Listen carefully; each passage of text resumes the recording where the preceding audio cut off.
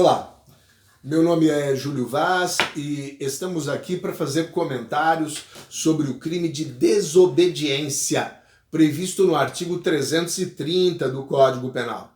O artigo 330, que se refere à desobediência, é um crime praticado por particular contra a administração pública. Vamos observar que este artigo possui a seguinte redação: desobedecer a ordem legal de funcionário público.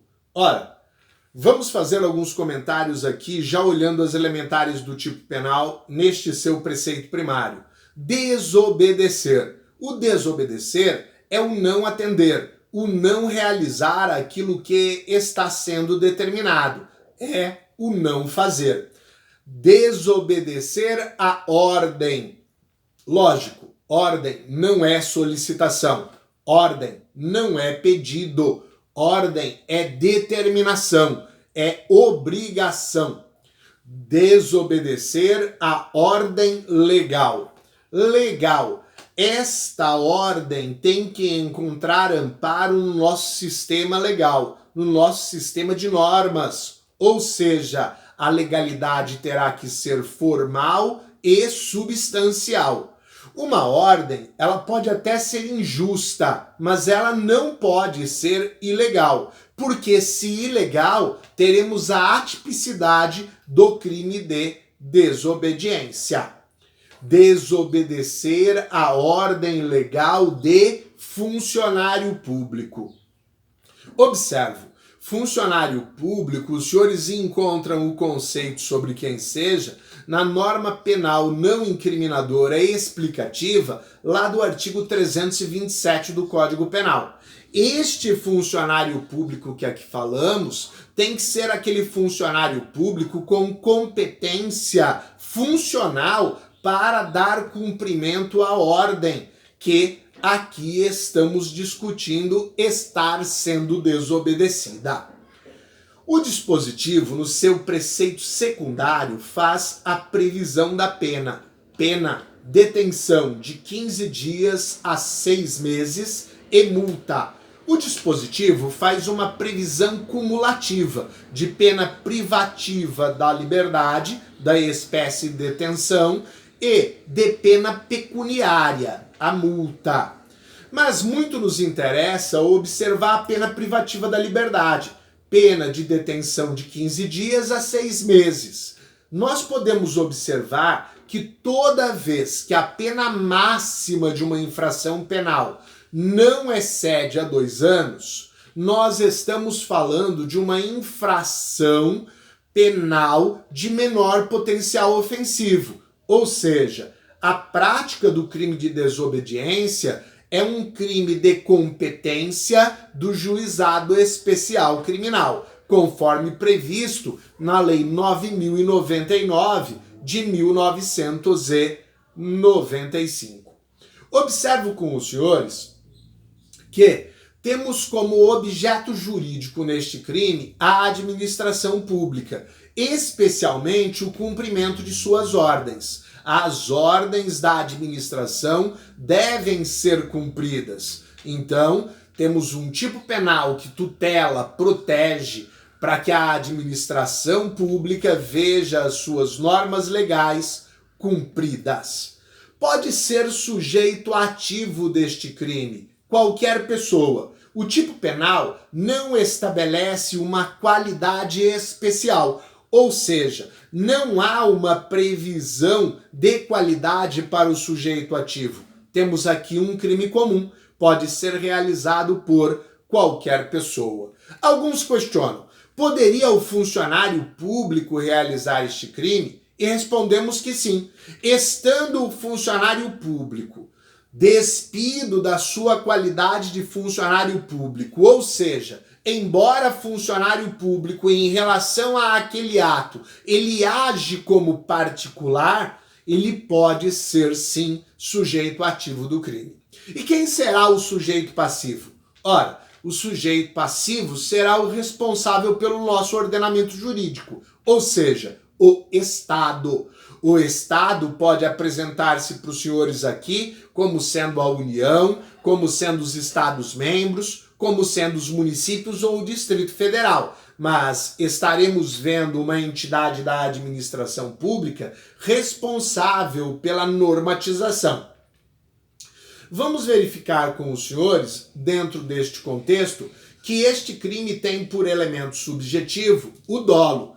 Para a doutrina tradicional, temos aqui o dolo genérico, ou seja, a lei fala em desobedecer, traz esta conduta como conduta núcleo do tipo, mas não faz nenhuma previsão da finalidade do agente, ou seja, é o desobedecer à ordem legal mesmo. Não há uma finalidade neste desobedecer.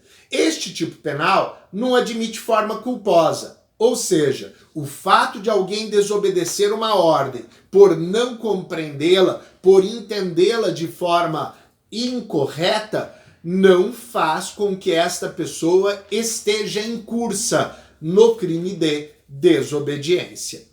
Podemos observar com os senhores que a consumação deste crime, ela irá se realizar quando ocorrer a ação ou a omissão. Ora, que ação ou que omissão? A determinada. Então, há um desobedecer a uma ordem.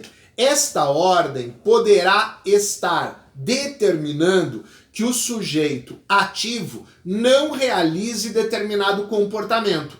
Então, ele não deve realizar determinado comportamento. Mas o que ele faz? Ele realiza. Então, ele pratica a ação. Ao praticar a conduta na modalidade de ação, ele está consumando o crime previsto no artigo 330. Mas vejam, a ordem pode ser para que ele realize determinado comportamento. A conduta que ele irá ter agora será omissiva, de inação, de não fazer. Normalmente, nas práticas omissivas, há um prazo que é dado para a realização da conduta. Se a conduta não for realizada neste prazo, houve a omissão e o crime também estará consumado. Quando se fala em tentativa do crime de desobediência, usamos uma regra geral da teoria do crime. Na teoria geral do crime, aprendemos: as práticas de crimes de conduta comissiva admitem tentativa. As práticas de crime de conduta omissiva não admitem. Ou seja, se estivermos falando que há uma conduta de ação a ser realizada, uma forma comissiva, os senhores terão a tentativa como admissível. No entanto, se estamos olhando para uma forma omissiva de inação, a tentativa é inadmissível. Para este crime do artigo 330, adotamos a regra geral do artigo 100 e a ação penal, ela é pública incondicionada.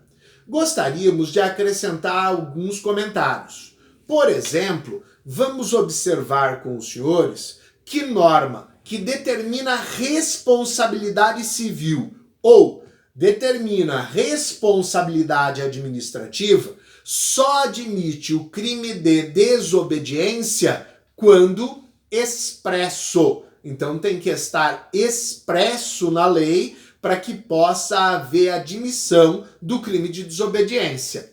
Tomemos a exemplo a ideia do não comparecimento de uma testemunha quando intimada. Observo, já há uma consequência administrativa que é a sua possível condução coercitiva. Mas no caso, a lei determina a possibilidade de aplicação do crime de desobediência. Há entendimento hoje diferente na questão, a exemplo, da intimação para comparecimento em juízo do acusado. O acusado, após recente decisão do Supremo Tribunal Federal, não tem a obrigação de comparecer quando intimado. Ou seja, ele não responderá por crime de desobediência. E acrescento, Esta não obrigatoriedade do seu comparecimento decorre do seu direito ao silêncio. Ora, como pensar que faremos conduzir o acusado até a presença da autoridade para que ele apenas venha alardear o seu direito de permanecer calado?